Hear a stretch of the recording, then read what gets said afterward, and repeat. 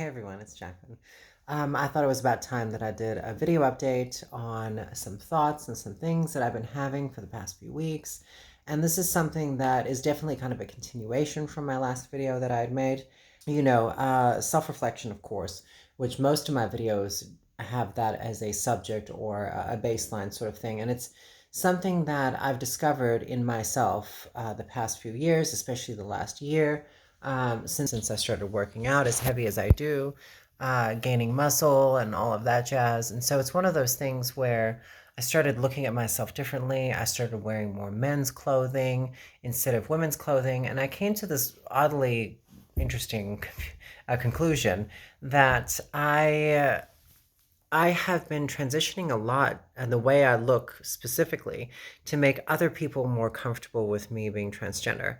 And I think as the years have gone on and just getting older, a natural part of getting older, you stop caring about what people think. And I know I would hear when, I was younger and I'd hear older people say, "Oh, I don't give a shit what anybody else thinks anymore. I don't care anymore." And I'd be like, "Well, okay," but it never really impacted me the way it does now when I think about it. And so I've really have kind of stopped caring about what people think. I mean, honestly, I think just transitioning in general, like almost 15 years ago, my family, that was a rude awakening for them. And it really left like a rift there. It always will. It's always going to be that way just because it was such a large impact. And I was so confident in who I was going to be and who I was becoming when I started to medically transition that I was like, this is who I am, and that's just the way it is. And I'm still that way till this day. However, I did realize over the years, because we are all human creatures and we all want to have interactions with other people, we all want to have friends, and we want to be accepted. For the most part, I think I've kind of gotten over that now. But for many years, especially when I was transgender and you're dealing with this internal confusion and all of these things, these pathways and these things you have to do. I even had friends that were transgender that I kind of grew up with that gave me advice that was very damaging now that I think about it. I mean, times have changed. But, they were always like, you can't have short hair because trans girls with short hair, it just doesn't work for them. Or they would say, facial piercings are not very feminine, so you should probably take those out. Bombshell hair and sundresses, like that was the focus when I first started transitioning. And there were specific things that I had to eliminate. So, for example, like if the me when I transitioned had to see me now, I think I'd be like, holy shit, you actually got comfortable to the point where you don't care. I mean, I buy a lot of men's clothing, I wear a lot of men's clothing, I work out and gain muscles, and I don't care about looking masculine with them. I don't care about my voice. I don't try with my voice anymore. I just speak with whatever's comfortable to me to speak with.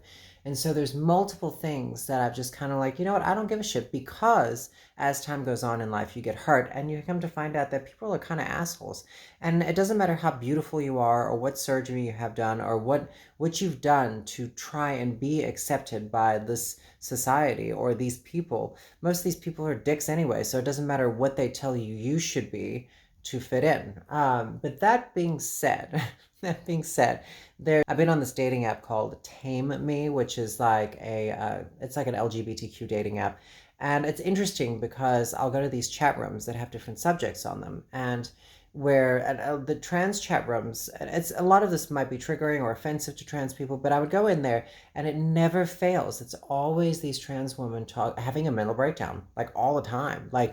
Or they'll be like, "I'm so broke, I can't afford hormones, I'm going through all this and that." And then the next day, the same person will be like, "Oh, I just went on a shopping spree and spent $250 on this outfit." And it's like these like cat girl outfits or, puppy play. It's like cat play outfits or furry stuff or cat ears and nurse outfits or what is it, clean maid outfits, whatever it is. But then they won't actually medically transition. And it's just very confusing to me when it seems very unstable. And then today, for example, I had been talking to this girl on this app and I started looking at all her pictures. She's very cute. Started looking at all these pictures and I started realizing there was something about them. And on the top of their hairline, it'd be like kind of blurry, like hazy. And I started to realize that they're using that app. It's called Face App. is what it's called, and it will literally change your sex. So I've done it with celebrities a lot of times because it makes people really look at celebrity faces and realize just how much this app changes. It takes the same picture, and all it does is it just like, will say if it's a woman to begin with, they'll add this facial hair, they'll make your hair look like a buzz cut, like really short, and they'll just change, they'll lower the body fat in the face. I don't know how they do it, but it looks so real. Like mine, I mean, the one of me as a man is like terrifying because it's like, it looks like a real person and it's just wild. So I started realizing that there's a lot of people using this face app to catfish people online. And so I started recognizing in these chat apps that a lot of these girls are using this app. I started looking at all the pictures and I made a comment about it. I was like, look, this face app thing is ridiculous. I was like, look, there's nothing wrong with not passing. And I've tried to make that clear over the years, but if the things that give you dysphoria, like facial hair and short hair, makeup, lack of makeup, because a lot of these filters and stuff like that will make the face look, very feminine and whatnot, with these things on that are very superficial and not very realistic, but they'll do it. And so, anyway, this face app will change your whole look. You don't even look like the same person at all. And then finally, after talking about it for a minute with people, one person comes in and was like, well, I use it because I suffer gender dysphoria and it makes me feel better. And I'm like, well, then you just have to make sure, because you're on a dating site, that you are not going to be telling people that that's who you are, because that is not what you look like at all. That's called catfishing. You are literally catfishing people. So they were like, well, you know what, for now I'm going to do it because it makes me feel better. And one girl comes in as well. And so they posted a picture of themselves before and then after with the filter. And they were like, this is the pictures I use because it's got a filter. And then the after picture, they got like full-blown 5 o'clock shadow all the way up here. It's dark, their hair's short, and the filter gave them like long hair and no facial hair. And they were like, look, this is why we do it, is because it makes us look so much better. And I'm like, yeah, but what standards are you talking about? Like, as in better? Because all the things that it changed are things within your control. And then they're like, well, I can't afford to do that. And I can't afford to do hormones. And one of the other girls sent a picture of her in that moment. And there was like, I mean, you can just look at the background and it's like in their apartment or their house or anything. And it's like they've got 6 or 7 soda cans on the side of the table. And there's like food containers in the background, and they're like, I can't look like that without this app. And I was like, no, all of that's within your control, but you have to change your lifestyle. And you have to like commit to it. How badly do you want it? I was like, you do know that all women in general, if they are hair care routines, all these things, I was like, you do know that all women have to deal with it. Like, it's not exclusive to trans people. And as a matter of fact, most cis women get more things done than most trans women do. So it's kind of like, it's almost, but then there are a lot of trans women who are like, well, I don't know how to do my makeup. I don't know how to do stuff like that. I'm like, there is plenty of research to go on YouTube, to start studying, to start looking. And I'm like, you can't just expect it to be like that, like done. Like, transitioning takes a lot of work. It takes a lot of steps. And so it's fine if you take a picture of yourself and put a filter on and you look at it, you're like, then you see who you really are in that filter. But in these apps didn't change the bone structure. They still look exactly like the same photo. All it did was eliminate the things that are male or female, or add things that are male and add things that are female. So to me, it's like, I do think that trans people kind of love being the victim. And it's something that the sad part is, and that's why we get back to the beginning of this video now, where I was talking about changing myself to make other people accept me. It never actually works. People don't actually accept you. It's like people say, well, we need our allies. And I'm like, what for? To negotiate with a group of people that don't authentically accept us? I was like, why would we do that? It doesn't sound like a smart thing to do. It sounds like a stepping down process. It sounds like we're negotiating our existence to them. And so for me, I'm like, we are what we are, and we stand up and we stand strong, and that's who we are. So that's something I do have that a lot of, I guess, other people don't have, is that independence, that strength that comes from within me to say, look, this is who the fuck I am, and there's nothing that anyone else on this planet could do about it. There's nothing that you could do about it unless you make it illegal to be me, which, we'll just put it this way. There's plenty of laws in different states trying to do that. But when it comes down to trans people blaming other people for their problems, there is a limit to it. And you can't use filters and stuff to catfish people on dating apps to make yourself feel better. I'm like, because who knows if that person is like a married man, cross-dresser, that's pretending to be someone else while they're married with like four kids. How do I know when I look at that image of someone that's totally like an app change, that that's not who they really are? And if I went out to lunch with them, then, well, why wouldn't you date me for who I am on the inside? And I'm like, are you just pretending that the outside doesn't exist? Are we just pretending that, you are, see what I'm saying? Like, so there is a limit to, so I don't believe anymore that passing is that important. And then automatically people say, well, it's because you do pass. And I'm like, I've eliminated the key things that bothered me the most. I had massive amounts of facial hair. I had my chest hair up to my, all the way up. It just didn't stop, it just kept going. I took steps because those things were things that started to bother me, and they bothered me every day. I would look in the mirror and I constantly covering up 5 o'clock shadow, constantly putting like concealer there and makeup there, and putting on my chin. And if I didn't shave like that morning, you would see that whole peppering texture, like that little bumps that were all over, and I hated it. So I took the steps to eliminate it.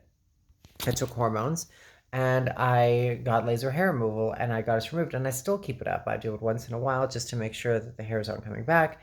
And that's something that being transgender is kind of like, can be, if you want to look a certain way, can be a semi high maintenance lifestyle. Now, there's nothing wrong with not removing your facial hair and having facial hair and accepting it. We all have our thing that triggers our gender dysphoria.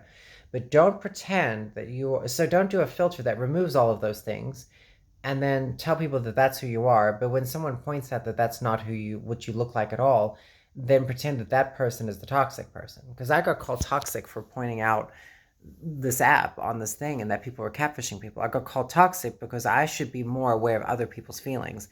And that just goes against my core. If you expect other people to have your feelings in their interests, you're gonna be in for a really fucking bumpy ride. And even friends, they pretend to be friends with each other, but they don't really care about each other. I mean, our cis allies, they don't really think, majority of the time, that we're women. They just do it because it's fashionable. It's like the straight girl in 1999 that wants to go shopping with gay men because the gay men have the best fashion sense, and let's go to the Gap.